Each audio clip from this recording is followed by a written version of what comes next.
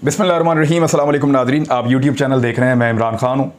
साबिक वज़ीर-ए-आज़म पाकिस्तान, चेयरमैन पाकिस्तान तहरीक-ए-इंसाफ इमरान खान साहब का लॉन्ग मार्च चल पड़ा और चला ही नहीं है, ऐसा लगता है कि पूरा का पूरा लाहौर ही साथ चल रहा है। एक दुनिया है, लाखों की तादाद में लोग हैं जो लॉन्ग मार्च में शमूलियत इख्तियार कर रहे हैं। जो अहम तरीन चीज़ें हमने देखी और आज सारा दिन में रिपोर्ट हुई वो मैं आपको बता देता हूँ। सबसे पहले तो ये ज़हन में रखें कि पाकिस्तान के मीडिया को उन तमाम ताकतवर लोगों ने और हलकों ने, यानी ताकतवर लोग और हल्के तो आप समझते ही हैं ना, बहुत ताकतवर हैं और आजकल बहुत तकलीफ़ में है, मैं उनकी बात कर रहा हूँ। गवर्नमेंट क्या बेचती है, पैमरा क्या करता है, कुछ भी नहीं, इनकी कोई औकात नहीं है। गवर्नमेंट की कोई औकात नहीं होती। पाकिस्तान जैसे मुल्कों के अंदर एस्टेब्लिशमेंट होती है असल ताकत। गवर्नमेंट के पास कुछ नहीं होता। गवर्नमेंट के खिलाफ आप जितनी मर्जी खबरें लगाएं, जितनी मर्जी उनके, मैं अभी बोल देता हूँ आपको, महंगाई के ऊपर 1 घंटा बोल लूँगा, कोई नहीं मुझे कुछ कहेगा। मैं अभी इनकी बैड गवर्नेंस के ऊपर बात करूँगा, कोई मुझे कुछ नहीं कहेगा। तो जैसे ही आप जाते हैं दूसरी तरफ और एस्टेब्लिशमेंट की बात करते हैं तो वहीं पे रोला पड़ जाता है। तो एस्टेब्लिशमेंट की ऐसा लगता है कि ये एक दबाव है जिसकी वजह से पाकिस्तान का मीडिया इस लॉन्ग मार्च का बाइकआउट कर रहा है। लॉन्ग मार्च को दिखा ही नहीं रहा। बहुत कम मीडिया, यानी 5% मीडिया पाकिस्तान का लॉन्ग मार्च को दिखा रहा है, जबकि सोशल मीडिया 90% लॉन्ग मार्च को दिखा रहा है। वो वहां से एक कसर पूरी हो जाती है। लेकिन लॉन्ग मार्च भी अपनी नौयत का एक शानदार लॉन्ग मार्च है। मीडिया पे पाबंदी है कि दिखाना नहीं। कल भी कोई कवरेज नहीं हुई, परसों भी इसके बारे में कोई बात नहीं हुई। गुज़िश्ता 3 दिनों से, यानी आप देखें ना कि लॉन्ग मार्च को डिफ्यूज करने के लिए क्या कुछ इस मुल्क में नहीं हुआ। सबसे पहले फैसल वाडा आए, उसके बाद पूरी की पूरी इंपोर्टेड हुकूमत की जो कैबिनेट है उन आम तरीन लोगों ने प्रेस कॉन्फ्रेंसें की। उसके बाद पीडीएम की जमातों के जो सरबराहान हैं उन्होंने प्रेस कॉन्फ्रेंसें की। वुज़रा वो आकर बोलते रहे, बार बार बोलते रहे। डीजी आईएसपीआर और डीजी आईएसआई की प्रेस कॉन्फ्रेंस आई जिसमें बहुत सारी चीज़ें इमरान खान के खिलाफ थी। तो ये सब कुछ भी हो गया। यानी लॉन्ग मार्च को शुरू होने से पहले नाकाम करने की बहुत कोशिश की गई। सुबह कोई एमपीए भी एक आधा तोड़ लिया, कहते हैं 5 और तोड़ लेंगे। तो जो इस वक्त पाकिस्तान तहरीक-ए-इंसाफ को छोड़कर जाएगा ना, वो अपनी सियासी कब्र खोदेगा अवाम के सामने। फैसल वाडा को मैंने चंद मिनटों में हीरो से जीरो होते हुए देखा है, जो हालत उनकी हुई है। और अब वो गोंगलों से मट्टी झाड़ दी उनको पड़ रही है। मैं बड़ी इज्जत करता हूं फैसल वाडा की और वो मेरी बड़ी इज्जत करते हैं, क्योंकि उन्होंने मुझे एक दिन फ़ोन करके कहा था कि मैं दलेर आदमी की बहुत कदर करता हूं इमरान भाई, और आप डट जाने वाले आदमी हैं, इसलिए मैं आपकी बड़ी कदर करता हूँ। बहुत शुक्रिया फैसल भाई, ऑन एयर कह रहा हूँ मैं। लेकिन ये जो आपने किया, मैंने देखा कि लोग आपकी बहुत बहुत ज़्यादा रिस्पेक्ट करते थे, लेकिन कोई मजबूरी हो सकती है, कोई चीज़ हो सकती है। मुझे आपकी प्रेस कॉन्फ्रेंस का सर पाँव समझ नहीं आया, बिल्कुल समझ नहीं आया। और वो जो लोग कर रहे हैं, अब जो सारा कुछ है वो आपके सामने है। बहरहाल फैसल वाडा साहब का एक ट्वीट है, पढ़ के सुनाना मेरी जिम्मेदारी है, वो बता देता हूँ, फिर लॉन्ग मार्च पे आते हैं। मैं अपने कायद इमरान खान साहब को समझाता रहा, बताता रहा, निशानदेही करता रहा कि उनकी 26 साल की सियासी मेहनत को 2 खास, 3 सांप और कुछ कीड़े किसी और डगर लेकर जा रहे हैं, जिससे मुल्क को नुकसान होगा, पीडीएम को फ़ायदा और इदारों से महाजराई हुई। हम समझौते के बहुत करीब थे, जल्द उनके नाम सामने लाऊंगा, फैसल वाडा ये कह रहे हैं। बहरहाल देखते हैं फैसल वाडा साहब किसके नाम सामने लेकर आते हैं और क्या करते हैं। ये जो उनकी प्रेस कॉन्फ्रेंस थी, उसने उनके अपने जो सियासी इमेज है उसको बहुत डैमेज किया है। क्या वो मजबूर हैं, क्या वो परेशान हैं, या उनके ऊपर कोई दबाव है, या उन्हें किसी ने कुछ ऑफ़र किया है, ये हम कुछ अंदाज़ा, या वाकई में वो कुछ चीज़ें ऐसी जानते हैं, ये आने वाले दिनों में पता लगेगा। लेकिन अब आए जाए लॉन्ग मार्च पे। तमाम तरह बाइकआउट के बावजूद ये लाहौर से निकलने वाला तारीख का सबसे बड़ा लॉन्ग मार्च है। मैंने किसी लॉन्ग मार्च में इतनी आवाम नहीं देखी। आप ड्रोन के विजुअल देख लें, कैमरा के विजुअल्स देख लें, टीवी चैनल तो दिखा नहीं रहे, सोशल मीडिया भरा पड़ा है। इतनी आवाम कभी जिंदगी में नहीं देखी। मैं यहां सड़क पे से गुजरा हूं लॉन्ग मार्च के पास से, मुझे तकरीबन 2-2.5 घंटे लग गए अपनी गाड़ी को मोड़ के वापस आने में, इतना टाइम लगा। और वो लॉन्ग मार्च उस वक्त बहुत दूर था, ये सिर्फ पीछे टेल का एक एरिया था और इतनी दुनिया थी कि मैं आपको बता नहीं सकता। ख़वातीन हैं, बच्चे हैं पाकिस्तानी परचम पकड़ के, नौजवानों की बहुत बड़ी तादाद है, जो आम शहरी हैं उनकी बहुत बड़ी तादाद है, माजूरों को मैंने देखा है वहाँ पे, बुज़ुर्गों को मैंने 80-80 साल के बुज़ुर्गों को मैंने इस लॉन्ग मार्च में देखा है। यानी इस लॉन्ग मार्च के अंदर ऐसा लगता था कि पूरा का पूरा लाहौर उमड़ आया है। सुबह के वक्त ज़रा लोग क्योंकि थोड़ा सा लेट शामिल हुए इसमें, 11-12 बजे तक मोमेंटम बन रहा था और 1 बजे से लेकर अब तक तो ऐसा लगता है कि पूरा शहर इमरान खान के साथ चल रहा है। जिस वक्त मैं ये वीडियो रिकॉर्ड कर रहा हूँ, एक तारीखी नौयत का लॉन्ग मार्च है। लोग अपने अपने इलाकों से निकलते हैं, लॉन्ग मार्च के साथ पैदल चलते हैं और फिर पीछे हट जाते हैं, और दूसरे लोग दूसरे इलाकों से साथ जुड़ते हैं, वो आगे बढ़ते हैं। एक तो काफिला वो है जो इमरान खान साहब के साथ जा रहा है, यानी इसमें हजारों लाखों लोग हैं जो शामिल होते हैं निकलते हैं, शामिल होते हैं निकलते हैं, ये चल रहा है। लेकिन लॉन्ग मार्च किसी भी लम्हे छोटा नहीं हो रहा। हाँ, ये पाकिस्तान का मीडिया इंतजार करेगा, जिस वक्त उन्हें लगेगा रात के किसी पहर लॉन्ग मार्च में लोग कम हुए हैं, ज़रा आराम करने चले गए हैं, अब इमरान खान के आसपास कम लोग हैं, तो उस वक्त मीडिया कवरेज शुरू करेगा।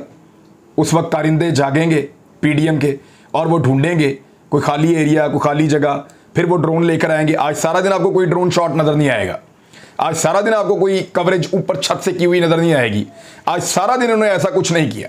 लेकिन रात के वक्त जब कभी ये लॉन्ग मार्च, क्योंकि ये लॉन्ग मार्च चलना है अभी 10-12 दिन, अभी और बहुत कुछ है।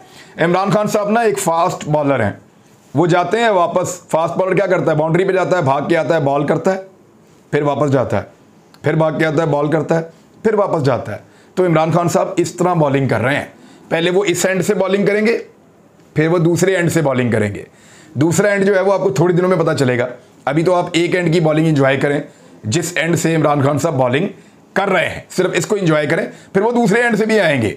वो इन इंपोर्टेड हुक्मरानों को, पीडीएम की सियासी जमातों को और उनके तमाम सहूलतकारों को, यानी आज तक जब हम सहूलतकार कहते थे हमें खुद भी ये लगता था कि सहूलतकारी किस लेवल की है, लेकिन अब तो हमें शोर शॉट हो गया कि सहूलतकारी का सुभान अल्लाह क्या लेवल है।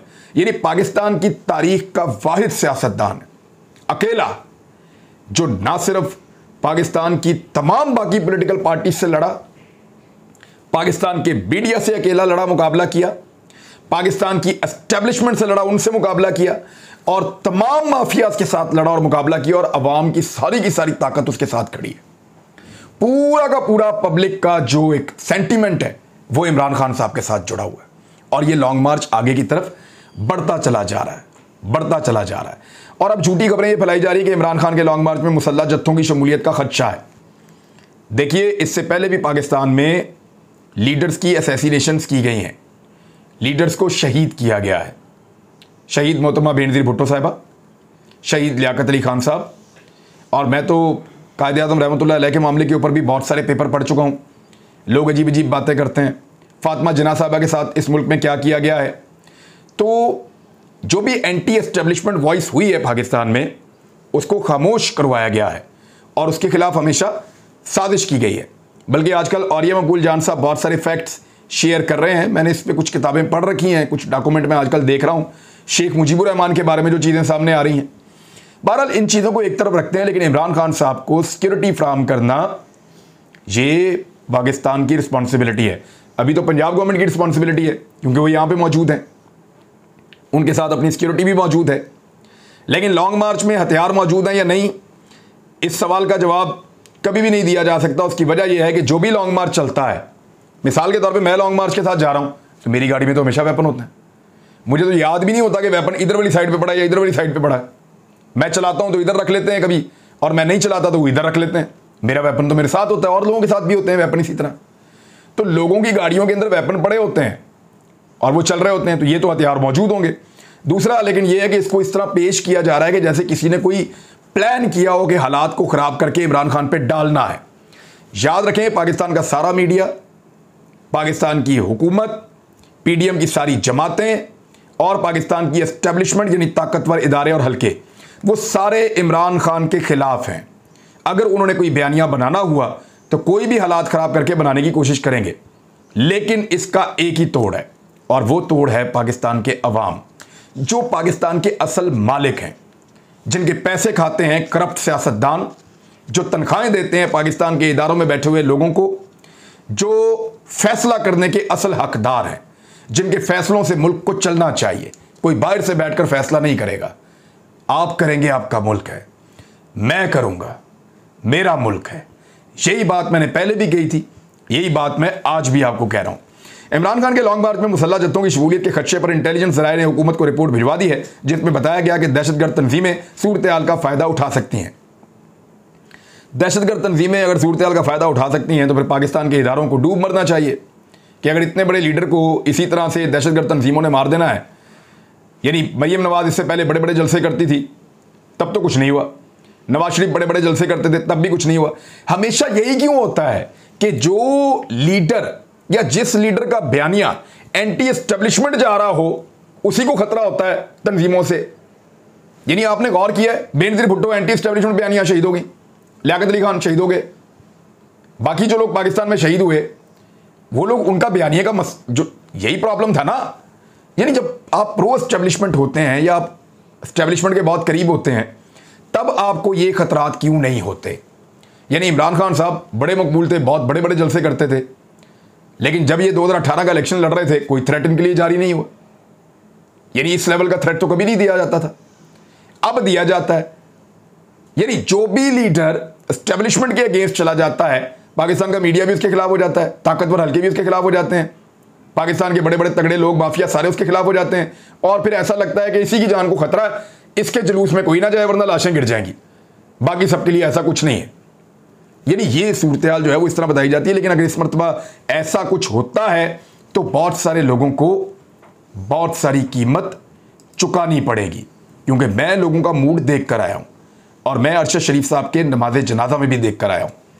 अरशद शरीफ शहीद की नमाज जनाजा में लोगों ने अपने हकीकी जज्बात का इजहार किया और वो आज़ादी मांग रहे थे। इस खित्ते के लोगों का बाकी रिकॉर्ड सारा खराब है। इन्होंने महंगाई के खिलाफ कभी कोई काबिल जिक्र कारनामा नहीं किया, इन्होंने करप्शन के खिलाफ कभी कोई काबिल जिक्र कारनामा नहीं किया, लेकिन एक कारनामा इन्होंने किया हुआ है और वो क्रेडिट आप इनसे नहीं ले सकते। ये जब आज़ादी की ठान लेते हैं तो आज़ादी छीन लेते हैं। इन्होंने अंग्रेज से भी आज़ादी छीनी थी और ये इस मरतबा भी जो इनके ऊपर बैरूनी ताकतें मुसल्लत होने की कोशिश करती हैं, ये उनसे भी इस मरतबा आज़ादी छीन लेंगे। यानी लोग, अवाम, हम सब आज़ादी की बात कर रहे हैं और ये क्या बात कर रहे हैं, अमेरिका से ताल्लुकात बिगाड़ने की क्या ज़रूरत थी। शहबाज शरीफ फिर कह रहे हैं आज हम वहाँ कशकोल लेकर जाते हैं, ये तो ऐसे ही है, आ बैल मुझे मार। यानी अब भी समझ नहीं आ रही है, कौम आज़ादी चाहती है, मियाँ साहब खुदा का नाम लें, आपने भिखारीपन के अलावा और करना क्या है। यानी भीख के अलावा कोई और काम भी आपको आता है। हर वक्त आप कशकोल लेके दे दो मुझे दे दो, मुल्क का बेड़ा गर्क कर दिया, पूरी कौम की इज्जत खराब करके रख दी और अब कह रहे हैं कि अमेरिका से ताल्लुकात बिगाड़ने की जरूरत क्या थी।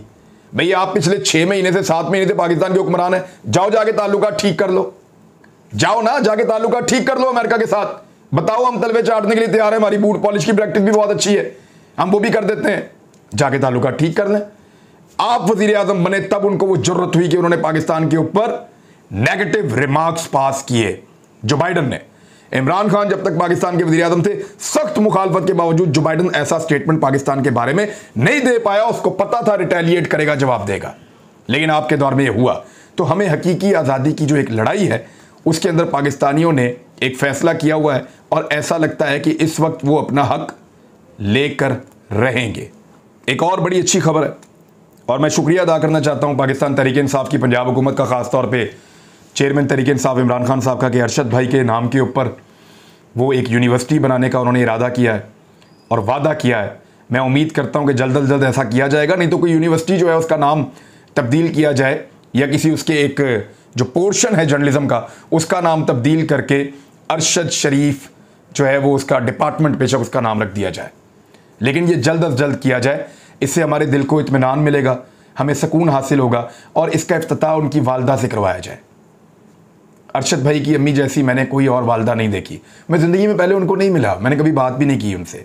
उसी रात को मुझे उनका फ़ोन आया और उन्होंने कहा आजा, तो मैं फिर उनके घर चला गया और उन्हें देखकर मुझे ऐसा लगता है कि ऐसे बेटे की ऐसी माँ हो सकती थी या ऐसा बेटा ऐसी माँ का ही हो सकता था, सबका नहीं हो सकता। बहरहाल अभी आदम सवाती साहब ने एक प्रेस कॉन्फ्रेंस की, उन्होंने कहा ISI के चंद लोग मुल्क के स्याह और सफ़ेद के मालिक हैं। PTI के सेनेटर आदम सवाती ने जुमे को अपनी गिरफ्तारी और उससे जुड़े हक़ाइक़ के हवाले से FIA समेत मुल्की इदारों को शदीद तनकीद का निशाना बनाया।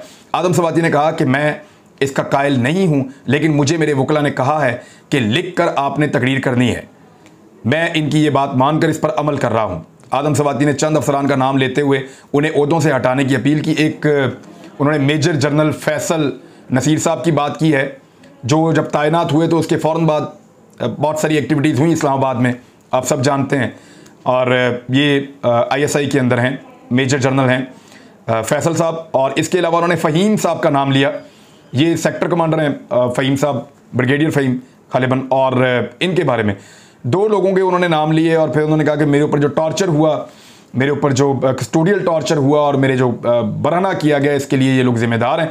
और उन्होंने कहा कि इनको जो है वो इनके ओहदों से हटाया जाए और इंक्वायरी का उन्होंने कहा कि ये किया जाए, और इस किस्म की चीज़ें आदम सवाती साहब ने कहा। बकौल आदम सवाती आज पूरी महकूम कौम बाजवा साहब की तरफ देख रही है। इस मुल्क का हर सियासी कारकुन और हर इदारे का इंतजामी फ़र्द ये तवक्को करता है कि आप अपनी रिटायरमेंट से पहले इस बदनामे ज़माना ISI की पॉलिटिकल विंग को दफन कर देंगे। हालांकि इससे पहले 2008 में भी अनाउंसमेंट हो चुकी है कि ISI का पॉलिटिकल विंग खत्म हो गया, लेकिन अब आदम सवाती साहब क्लेम कर रहे हैं वो बदस्तूर मौजूद है। बहरहाल जनाब, ये चीज़ें मैं और भी आपको बताता रहूँगा। लॉन्ग मार्च चल रहा है और लॉन्ग मार्च लगातार चल रहा है और लॉन्ग मार्च अपनी मंजिल की तरफ जा रहा है, और जैसे जैसे वो आगे बढ़ रहा है बहुत सौ के पसीने छूट रहे हैं, बहुत सौ की चीखें सुनाई दे रही हैं, और बहुत ज़्यादा और चीज़ें भी आपको आने वाले दिनों में, यानी आपको तज़ब्ज़ुब नज़र आएगा, बेचैनी नज़र आएगी, गुस्सा नज़र आएगा, बेबसी नज़र आएगी, और फिर बाद औक़ात आपको हमले, तशद्दुद, ये चीज़ें भी नज़र आएंगी। लेकिन आवाम के पास शायद अपना हक लेने का ये मौका रोज़ रोज़ नहीं मिलेगा। अब तक के लिए इतने, अपना ख्याल रखिएगा, अपने इस चैनल का भी। अल्लाह हाफ़िज़।